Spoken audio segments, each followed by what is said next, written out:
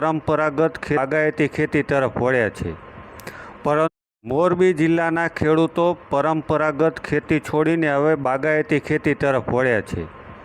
પરંતુ વરસાદી આફત, વાતાવરણમાં બદલાવ અને ઘટતા બજાર ભાવને લઈ હવે ખેડૂતો ચિંતાતુર બન્યા છે.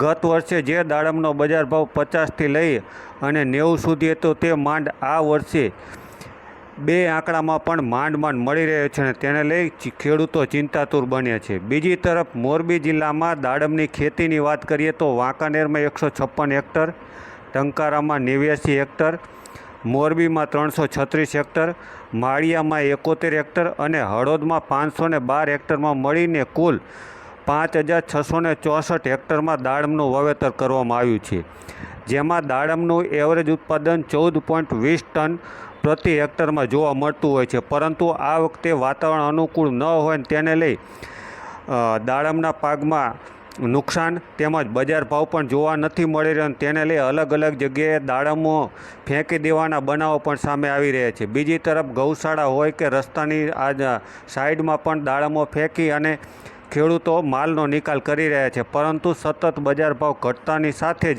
ખેડૂતો ચિંતાતુર બન્યા છે. ત્યારે ખેડૂત